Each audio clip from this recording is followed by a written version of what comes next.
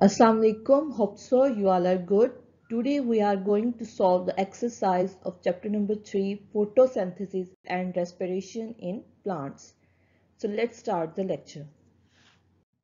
So first of all, we solve the first question, write proper term and word against each statement. जो नीचे statements दिए हुए हैं उनके against उनके लिए एक proper word write करना है हमने. First statement is process of producing energy by the use of glucose and oxygen. Energy produce करने का वो प्रोसेस, वो अमल जिसमें ग्लूकोज और ऑक्सीजन यूज होती है उसको कहते हैं respiration. Next statement, the outer protective layer of the leaf. Leaf की जो आउटर बैरूनी प्रोटेक्टिव लेयर होती है उसको क्या कहते हैं? Epidermis. Third statement is process of making food by the use of water and carbon dioxide. ऐसा खुराक बनाने का वो अमल जिसमें पानी और कार्बन डाइऑक्साइड इस्तेमाल होता है, that is called photosynthesis. Fourth statement, green pigment in plants. Plants में ग्रीन पिगमेंट जो पाया जाता है जो कि सन लाइट को ऑब्जॉर्व करता है during photosynthesis, this is called chlorophyll. Fifth statement, openings in a leaf. Leaf में जो ओपनिंग्स होती है इसकी लोअर एपिडर्मिस, इसको क्या कहते हैं? Stomata. Next question is circle the letter of the best answer. Correct answer, जो बेस्ट आंसर है उसको सर्कल करना है. First MCQ, stomata open to allow the plant. Stomata जो होते हैं वो ओपन होते हैं किस लिए? प्लांट में किस चीज की मूवमेंट के लिए, जो एक्सचेंज के लिए ओपन होते हैं? ए, शुगर इनटू, शुगर को एंट्री के लिए, या बी, शुगर आउट ऑफ, ये शुगर को रिलीज करने के लिए, सी, कार्बन डाइऑक्साइड इनटू, या कार्बन डाइऑक्साइड को अब्जॉर्ब करने के लिए, डी, लाइट इनटू, या फिर लाइट को अब्जॉर्ब करने के लिए. And correct option is C, carbon dioxide into. Carbon dioxide को अब्जॉर्ब करने के लिए स्टोमेटा ओपन होते हैं. Next MCQs, products of photosynthesis are. Photosynthesis के जो प्रोडक्ट्स हैं वो कौन से हैं? A, carbon dioxide in water, B, hydrogen in water, C, glucose and carbon dioxide, D, glucose and oxygen. Photosynthesis में क्या प्रोड्यूस होता है? Correct option is D, glucose and oxygen. Next MCQs, how does chlorophyll help a plant. Chlorophyll plant की किस तरह से help करता है फोटोसिंथेसिस में? A, it absorbs light energy in photosynthesis. ये फोटोसिंथेसिस फूड मेकिंग प्रोसेस के दौरान सनलाइट को अब्जॉर्ब करता है. B, it moves water and minerals through the plant. या फिर प्लांट में पानी और मिनरल्स की मूवमेंट में हेल्प करता है. C, it moves sugar and water through the plant. या फिर प्लांट में जो शुगर और वाटर है उनकी मूवमेंट में हेल्प करता है. डी, इट अब्जॉर्ब्स वाटर, या फिर पानी को जस्ट करता है, अब्जॉर्ब करता है. And correct option is a, it absorbs light energy in photosynthesis. क्या करता है? ग्रीन पिगमेंट है जो कि फोटोसिंथेसिस के दौरान सनलाइट को अब्जॉर्ब करता है. Next MCQs, which is correct for leaves to make food. खुराक बनाने के लिए लीव्स के का जो नीचे स्टेटमेंट्स दी हुई है उनके लिए कौन सी स्टेटमेंट करेक्ट है? ए, फ्लैट सर्विस, कि उसकी बिल्कुल फ्लैट सरफेस होनी चाहिए.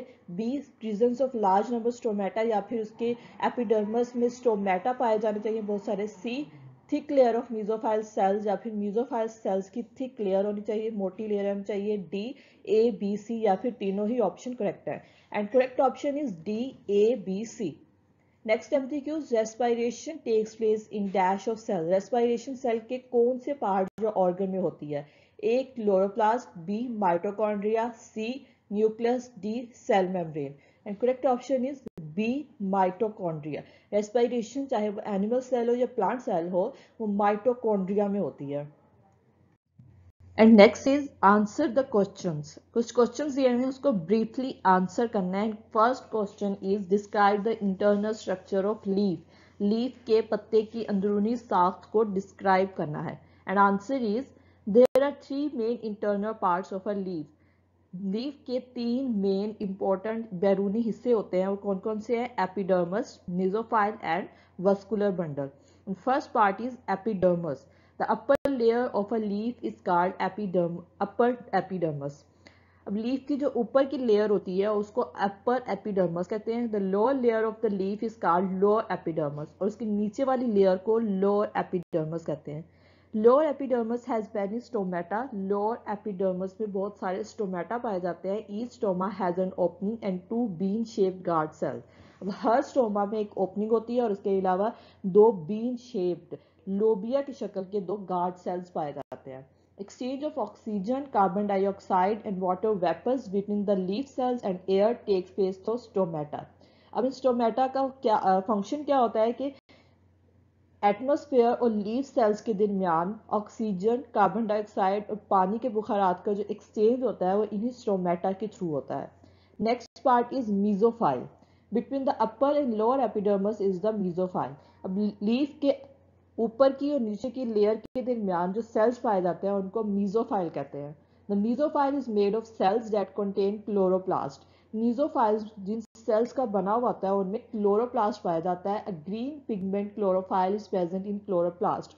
और इन क्लोरोप्लास्ट में ग्रीन कलर का पिगमेंट पाया जाता है जो कि सनलाइट को अब्जॉर्ब करता है, उसको क्लोरोफाइल कहते हैं. Chlorophyll traps light energy which is used in food making process. अब क्लोरोफाइल क्या काम करता है कि फूड मेकिंग, खुराक बनाने के अमल के दौरान सनलाइट को अब्जॉर्ब करता है. The mesophyll is the region where food making process called photosynthesis take place. अब मीजोफाइल वो रीजन या वो एरिया है जहाँ पे खुराक बनाने का अमल, जिसे हम फोटोसिंथेसिस कहते हैं, वो अमल इसी रीजन में मीजोफाइल में हो रहा होता है. And third part is vascular bundle. The central part of the mesophyll tissue is made of vascular bundle. Mesophyll का जो दरमियानी हिस्सा होता है वो जिन टिश्यूज पे बना हुआ होता है उसको वस्कुलर बंडल कहते हैं. Two types of tissues called xylem and phloem are present in vascular bundle. Vascular bundle में दो टाइप्स के टिश्यूज पाए जाते हैं. कौन कौन से? एक जाइलम और दूसरा phloem. Xylem carries water from roots to leaves. Xylem का क्या काम होता है कि वो जड़ से पत्ते की तरफ पानी को मुंतकिल करता है. And phloem carries prepared food to other parts of a plant. जबकि फ्लोएम जो होता है वो मेसोफाइल में जो खुराक तैयार होती है उसको प्लांट के दूसरे पार्ट्स तक कैरी करता है. Next question is which factors are necessary for photosynthesis. ऐसे कौन से फैक्टर्स हैं जो कि फोटोसिंथेसिस के लिए नेसेसरी है, जरूरी हैं? And answer is light, temperature, carbon dioxide, water and chlorophyll are necessary factors for photosynthesis. रोशनी, दर्जा हरारत, कार्बन डाइऑक्साइड, पानी और क्लोरोफाइल वो इंपॉर्टेंट फैक्टर्स हैं जो कि फोटोसिंथेसिस के लिए जरूरी होते हैं. If any of these factors falls to a lower level, photosynthesis slows down and stop. अगर इनमें से कोई एक फैक्टर भी कम होता है तो फोटोसिंथेसिस का प्रोसेस जो है वो स्लो हो जाएगा, आहिस्ता हो जाएगा या फिर स्टॉप हो जाएगा. First factor is light. Plants trap sunlight to make food by photosynthesis. Plants जो होते हैं वो फोटोसिंथेसिस के अमल के थ्रू खुराक बनाते हैं और खुराक बनाने के अमल के दौरान वो सनलाइट को अब्जॉर्ब करते हैं. Photosynthesis increases as light intensity increases. Photosynthesis का प्रोसेस जो होता है वो जितनी ज्यादा लाइट की इंटेंसिटी, लाइट की शिद्दत जितनी ज्यादा होगी उसका प्रोसेस उतना ज्यादा होगा. Next factor is carbon dioxide. Carbon dioxide which plant absorb from air is an essential component for photosynthesis. Carbon dioxide जो कि प्लांट अपने एटमॉस्फेयर से, अपने इन्वायरमेंट से अब्जॉर्ब करते हैं, फोटोसिंथेसिस का एक एसेंशियल और नेसेसरी कंपोनेंट है. The rate of photosynthesis increases with increasing carbon dioxide level. अब फोटोसिंथेसिस और कार्बन डाइऑक्साइड जो है वो डायरेक्टली प्रोपोर्शनल, मीन के कार्बन डाइऑक्साइड का लेवल जितना ज्यादा होगा फोटोसिंथेसिस का रेट, फोटोसिंथेसिस का प्रोसेस जो होगा उतना ज्यादा होगा. Now next factor is temperature. The higher the temperature, the faster the process of photosynthesis. दर्जा हरारत जितना ज्यादा होगा फोटोसिंथेसिस का प्रोसेस उतना तेज होगा. Next factor is water.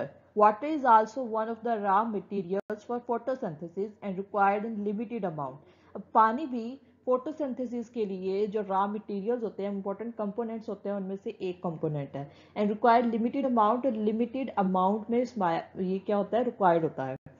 Next is chlorophyll. Chlorophyll is a green material in plants that traps sunlight for photosynthesis. Chlorophyll plant में पाया जाने वाला वो ग्रीन मटेरियल है जो कि खुराक बनाने के अमल के दौरान सूरज की रोशनी को अब्जॉर्ब करता है. It gives green colour to the leaves. पत्ते को ग्रीन सब्ज कलर देता है. Without chlorophyll the photosynthesis is impossible. Chlorophyll के बगैर फोटोसिंथेसिस का प्रोसेस इम्पॉसिबल होता है क्योंकि ये सनलाइट को अब्जॉर्ब करता है. Next question is prove that the structure of a leaf facilitates the process of photosynthesis. अब हमने ये प्रूव करना है कि जो लीफ का, पत्ते का स्ट्रक्चर है वो किस तरह से फोटोसिंथेसिस के प्रोसेस के लिए मुनासिब है, वेल सूटेड है. And answer is mostly photosynthesis occur in green leaves. ज्यादातर फोटोसिंथेसिस का प्रोसेस जो होता है वो सब्ज रंग के पत्तों में होता है. बिकॉज ये structure is suitable for this process, क्योंकि इनका स्ट्रक्चर, इनकी साख जो होती है इस प्रोसेस के लिए सूटेबल होती है. First point is most leaves have a flat blade to absorb maximum light. ज्यादातर पत्ती जो होती है वो की सरफेस फ्लैट होती है क्योंकि वो ज्यादा से ज्यादा लाइट को अब्सॉर्ब कर सकते हैं। And the next point is leaves are thin, so carbon dioxide and light can reach to inner cells easily. अब leaves का स्ट्रक्चर जो होता है वो पतला होता है ताकि कार्बन डाइऑक्साइड और लाइट जो है वो उसके अंदरूनी सेल्स तक बआसानी पहुंच सके। Third point is leaves have many stomata in the lower epidermis. Carbon dioxide can enter and water vapors and oxygen leak through these stomata. अब इसके लोअर एपिडर्मिस में बहुत सारे स्टोमेटा पाए जाते हैं और उन स्टोमेटा का काम क्या होता है कि वो कार्बन डाइऑक्साइड जो लीव्स में इंटर होती है वो इन स्टोमेटा के थ्रू इंटर होती है और उसके अलावा पानी के बुखारात और ऑक्सीजन भी इन्हीं स्टोमेटा के थ्रू रिलीज होते हैं। Next point is thick layer of mesophyll cells makes enough food for the plant. अब मेसोफाइल सेल्स की जो थिक लेयर मोटी लेयर होती है वो प्लांट के लिए इनफ फूड ज्यादा से ज्यादा खुराक तैयार करती है। Next point is vascular bundle in the leaf spreads its vein in a network to carry water to photosynthesizing cells and glucose away from them. अब लीफ में जो वस्कुलर बंडल पाए जाते हैं उसके जो टिश्यूज होते हैं वो अपनी वेन्स को इस नेटवर्क में या इस वे में स्प्रेड करते हैं कि वो फोटोसिंथेसाइजिंग सेल्स तक। अब फोटोसिंथेसाइजिंग सेल्स कौन से हैं? वो सेल्स जो कि फोटोसिंथेसिस में इन्वॉल्व होते हैं उन सेल्स तक पानी को कैरी करती है और उसके अलावा जो मेसोफाइल सेल्स में फूड प्रिपेयर होती है जो ग्लूकोज प्रिपेयर होता है उसको प्लांट के दूसरे पार्ट्स तक कैरी करती है। Next question is how does respiration occur in plants. Plants में रेस्पिरेशन कैसे होती है? Answer is in this energy producing process plants use oxygen to break down glucose into water, carbon dioxide and energy. अब respiration जो कि एक energy obtaining process है उसमें प्लांट्स क्या करते हैं कि ग्लूकोज को पानी, कार्बन डाइऑक्साइड और एनर्जी में कन्वर्ट करते हैं with the help of oxygen. एक वर्ड इक्वेशन दी हुई है ग्लूकोज प्लस ऑक्सीजन जो कि रेस्पिरेशन के रिएक्टेंट्स हैं। अब ग्लूकोज जो होती है in the presence of oxygen convert होती है into carbon dioxide plus water and energy. Exchange of gases in plants take place through stomata present in leaves. अब लीव्स में जो स्टोमेटा पाए जाते हैं उनके थ्रू प्लांट्स में गैसेस का एक्सचेंज होता है। गैसेस कौन सी हैं? कार्बन डाइऑक्साइड और oxygen. This exchange of gases take place in two different steps. Gases का ये एक्सचेंज दो मुख्तलिफ स्टेप्स में होता है। These steps are respiration and photosynthesis और वो दो स्टेप्स कौन से हैं? रेस्पिरेशन और दूसरा photosynthesis. During daytime plant photosynthesize and produce oxygen and glucose. दिन के टाइम में प्लांट जो होता है वो फोटोसिंथेसाइज होता है मीन कि फूड प्रिपेयर करता है, ऑक्सीजन और ग्लूकोज प्रिपेयर करता है। They use glucose and oxygen in respiration while carbon dioxide and water are produced. अब फोटोसिंथेसिस के जो प्रोडक्ट्स होते हैं ग्लूकोज और ऑक्सीजन वो रेस्पिरेशन में यूज होते हैं जिनके रिजल्ट में कार्बन डाइऑक्साइड और वाटर प्रोड्यूस होता है। These products are used in photosynthesis. अब रेस्पिरेशन के जो प्रोडक्ट्स होते हैं कार्बन डाइऑक्साइड और वाटर यही प्रोडक्ट फोटोसिंथेसिस में एज अ रिएक्टेंट यूज होते हैं। At night the process of photosynthesis stops but respiration is a continuous process. अब रात के टाइम में फोटोसिंथेसिस का जो प्रोसेस होता है वो स्टॉप हो जाता है लेकिन रेस्पिरेशन का प्रोसेस जो है वो जारी सारी रहता है।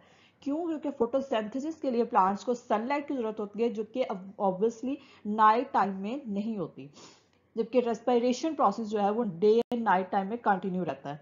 Plants take in oxygen from the air and give out carbon dioxide and water in respiration. अब रेस्पिरेशन में प्लांट्स क्या करते हैं? एटमॉस्फेयर से ऑक्सीजन लेते हैं, कार्बन डाइऑक्साइड और वाटर को रिलीज करते हैं। Next is extend your thinking. First question is which part of the leaf can best be compare to your skin. Leaf का वो कौन सा हिस्सा है जो आपकी स्किन के साथ बेस्ट कंपेयर्ड होता है? Epidermis is the part of leaf that can be best compared to our skin. जैसे लीफ में एपिडर्मस अपर और लोअर एपिडर्मस पाई जाती हैं, दो लेयर्स होती हैं, इसी तरह हमारी स्किन में भी आउटर और इनर लेयर पाई जाती है। And the second is what is one cause of oxygen being found in the atmosphere? Atmosphere में पाई जाने वाली ऑक्सीजन का कोई एक वजह या एक रीजन बताएं। Because oxygen is being used in the energy producing process which is called respiration. क्योंकि ऑक्सीजन जो है वो एनर्जी प्रोड्यूसिंग प्रोसेस जिसको रेस्पिरेशन कहते हैं उसमें यूज होता है। किस तरह से कि ग्लूकोज को कार्बन डाइऑक्साइड, वाटर और एनर्जी में कन्वर्ट करने के लिए ऑक्सीजन की जरूरत होती है। Next is what would happen if there were no carbon dioxide in the air. अगर हवा में कार्बन डाइऑक्साइड ना पाई जाए तो क्या होगा? If there were no carbon dioxide found in the air, the process of photosynthesis stops and life on earth being over. अगर हवा में कार्बन डाइऑक्साइड ना पाई जाए तो जो फोटोसिंथेसिस का प्रोसेस है वो स्टॉप हो जाएगा और हमारी जमीन पर जिंदगी का वजूद भी खत्म हो जाएगा. Next is why is it important that the leaves on a stem are arranged so they don't overlap too much. अब लीव्स स्टेम पर जो लीव्स पाए जाते हैं उनकी अरेंजमेंट इस तरह से क्यों इंपॉर्टेंट है कि वो ओवरलैप ना करें.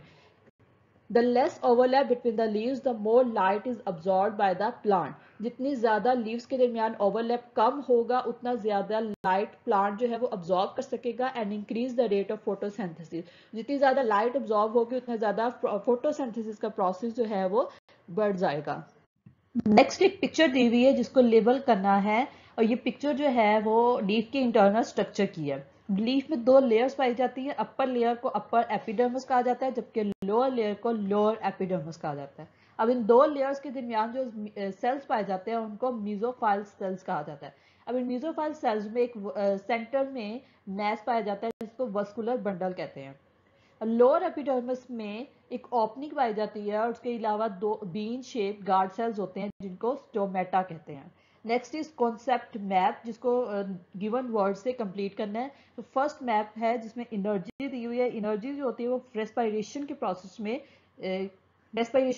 प्रोड्यूस होती है. सो रेस्पिरेशन जिसके रिजल्ट में एनर्जी और उसके अलावा कार्बन डाइऑक्साइड प्रोड्यूस होती है. इसके अलावा वर्ड दिया हुआ है फोटोसिंथेसिस. फोटोसिंथेसिस आएगा. उसके अलावा फोटोसिंथेसिस के रिजल्ट में प्रोड्यूस होता है glucose and oxygen. Here exercise is complete. Take care. अल्लाह हाफिज.